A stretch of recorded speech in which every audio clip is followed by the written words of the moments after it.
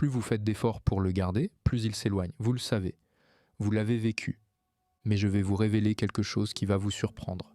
Le moment où vous arrêtez de lui courir après, pas semblant, réellement, quelque chose se déclenche dans son cerveau qui le ramène vers vous, sans qu'il comprenne lui-même pourquoi. Ce n'est pas un jeu.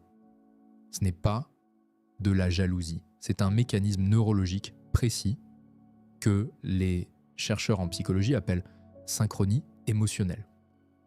Et dans cette vidéo, je vais vous expliquer exactement comment il fonctionne et comment créer cet état pour de vrai, pas comme une stratégie. Je m'appelle Léo, je suis psychologue et ça fait 11 ans que j'écoute les hommes me parler de leur vie amoureuse. Ça fait 11 ans que je les écoute me raconter toutes ces choses qu'ils n'oseraient jamais dire à leur partenaire. Assez parlé, on est parti.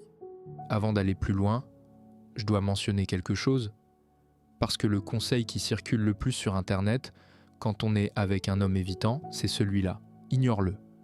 Occupe-toi de ta vie. Fais semblant de ne pas attendre. Et il va se rendre compte de ce qu'il perd. Et beaucoup de femmes, et c'est ça, elles s'imposent le silence. Elles ne répondent pas immédiatement. Elles postent des stories pour montrer qu'elles ont une vie. Et en surface, ça ressemble à du détachement. Sauf que ce n'en est pas, et lui le sait. Pas consciemment, son système nerveux le sait. Les chercheurs en neuropsychologie ont montré que nos systèmes nerveux autonomes ne fonctionnent pas en isolation. En présence d'un autre être humain, ils se synchronisent en temps réel sous le seuil de la conscience. C'est ce qu'on appelle la synchronie émotionnelle. Vous n'avez pas besoin de parler, pas besoin de faire quoi que ce soit. Votre état interne se transmet directement à son système nerveux. Et voilà pourquoi c'est crucial. Le système nerveux autonome fonctionne comme une balançoire entre deux états opposés. D'un côté, le système sympathique, celui de l'alerte, de la vigilance, de la poursuite. De l'autre, le système parasympathique, celui du calme, de la sécurité, du lien. L'homme évitant depuis l'enfance est quelqu'un dont le système sympathique est chroniquement activé. La proximité émotionnelle déclenche chez lui une alarme. Ce n'est pas un choix. C'est un calibrage qui s'est fait très tôt, dans les premières années de vie. John Bowlby, le psychiatre britannique qui a fondé la théorie de l'attachement dans les années 50, a montré que l'enfant qui grandit sans base sécure, sans soignant prévisible et disponible, développe des stratégies de survie qui vont le suivre toute sa vie. L'évitant a appris à désactiver son système d'attachement, à ne pas signaler ses besoins, à ne pas dépendre. Parce que dépendre, dans son histoire, était risqué. Revenons à vous. Quand vous faites semblant de lâcher prise, quand vous retenez vos messages, mais que vous vérifiez votre téléphone toutes les 10 minutes, votre système sympathique est activé. Vous êtes en mode alerte, en mode attente, en mode poursuite déguisée.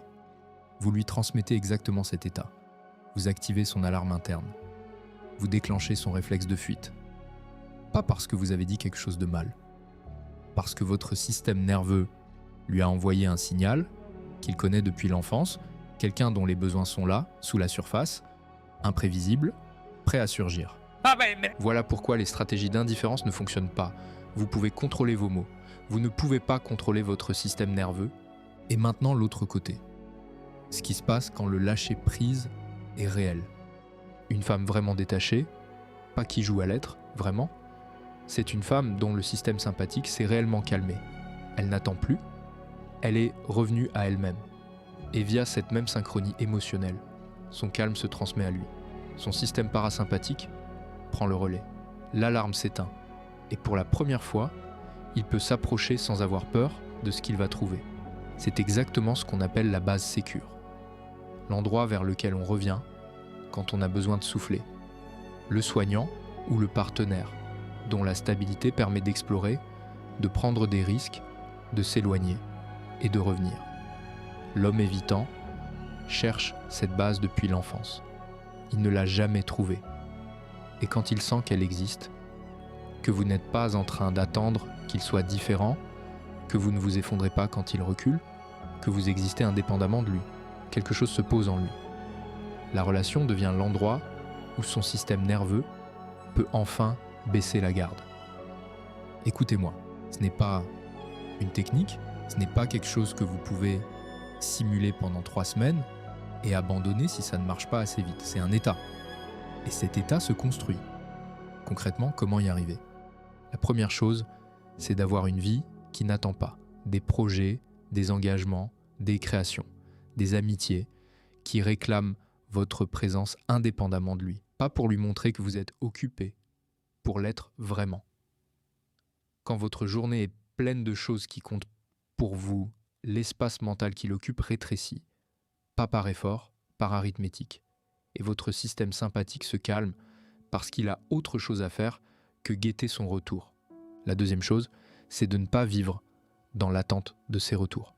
L'attente est le contraire du détachement. Chaque fois que vous vérifiez votre téléphone en espérant son message, vous entrez en alerte. Posez le téléphone. Retournez à ce que vous étiez en train de faire. S'il écrit, il écrit. S'il ne répond pas dans l'heure, votre vie continue quand même. La troisième chose, et c'est la plus difficile, c'est de savoir vraiment que vous pouvez partir. Pas menacer, pas ultimatum. Savoir, avoir la conviction intime que votre vie a de la valeur sans cette relation. Que si ça ne fonctionne pas, vous serez quand même entière. Que vous ne restez pas parce que vous avez peur du vide, vous restez parce que vous choisissez de rester. Cette différence, infime dans les mots, est immense dans le corps. Et son système nerveux, à lui, l'aperçoit parfaitement. Ce que je veux que vous reteniez de cette vidéo, c'est simple. Le lâcher-prise n'est pas une façon de le manipuler. C'est une façon de redevenir vous-même. Et le paradoxe, le vrai paradoxe, c'est que c'est exactement ça qui change la dynamique. Quand votre système nerveux se calme, le sien se calme. Quand vous existez pleinement sans lui, il peut vous rejoindre sans avoir peur d'être englouti. Vous ne le changez pas. Vous créez les conditions dans lesquelles son cerveau décide que c'est sûr de s'approcher. Et un homme évitant qui a trouvé sa base sécure, il ne la quitte plus.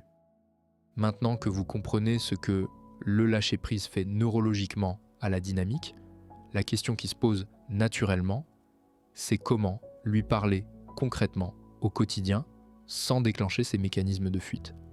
Parce qu'il y a une façon de lui parler qui l'ouvre et une façon qui le ferme instantanément. J'ai fait une vidéo entière là-dessus, elle est dans la description et en commentaire épinglé. Je vous conseille vraiment de la regarder maintenant. À très vite.